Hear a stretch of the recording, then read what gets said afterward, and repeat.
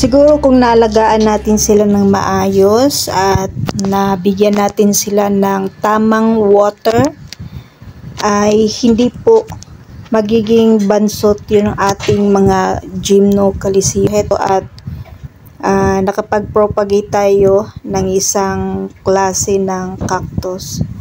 So heto sila guys ay galing pa rin po doon sa itaas ng ating vertical wall. So halos sa tray na to ay LB Mihano.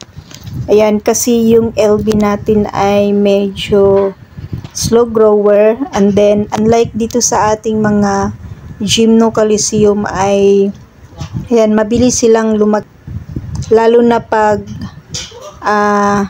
nasa rain or shine yung ating mga cactus. Yung LB ay sobrang tagal pong lumaki. So heto sila ay sabay nating itinanim.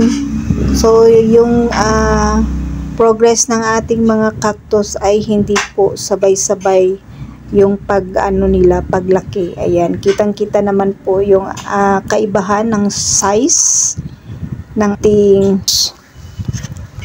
So dito na tray, ayan, meron tayong nakikitang nagka-scales. So mamaya ay maglagay tayo ng bubbles sa top ng ating mga cactus. So heto guys, yung ating mga gymno ay ayan, medyo malalaki na.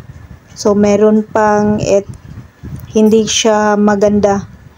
Ayan, so meron pa ring astro dito na nilagay para naman po gumanda yung ating astro. And then heto guys, meron siyang scale. So mamaya ay maglalagay tayo ng bubble sa top ng ating mga cactus.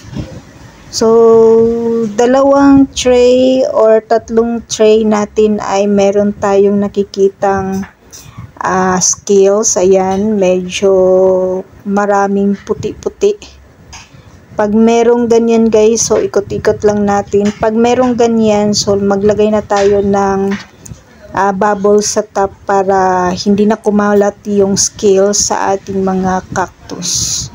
Para maagapan natin habang konti pa lang yung nakikita nating scales, ayan, lagyan na natin kaagad ng bubble sa top. Ano lang naman yun, detergent powder na tinunaw. So ayan, meron pa tayong na dito na propagate. So heto, at nakakuha tayo ng isang variegated. Mabilis lang naman lumaki yung ating mga variegated gymno. Yung LB lang natin ay medyo matagal lumaki. So heto, ayan, yung isang LB natin guys. So yan, hindi naman lang naman pang siya na nabigla siya sa pag natin lipat, kasi nung nilipat natin siya dito sa ating ICU ay umulan. So heto yung ating pamamaraan para maibsan yung pagkalat ng scale sa ating mga Gymnocalycium variegata and then LB Mihano. So ganyan lang guys kadali mag-treat ng ating mga cactus.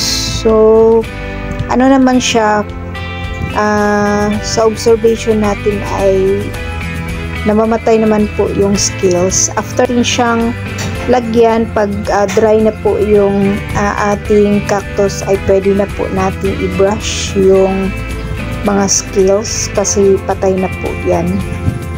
So para maiwasan pong kumalat yung mga scales sa ating mga cactus. So ganyan lang naman, konti lang naman yung nakikita nating scales. So yan, at para hindi na sila kumalat. So yan guys yung update sa ating mga cactus dito sa ating ICU area, dito sa ating munting garden. And that's for today guys. Maraming salamat po sa inyong panonood dito sa ating YouTube channel. Thanks for watching and God bless.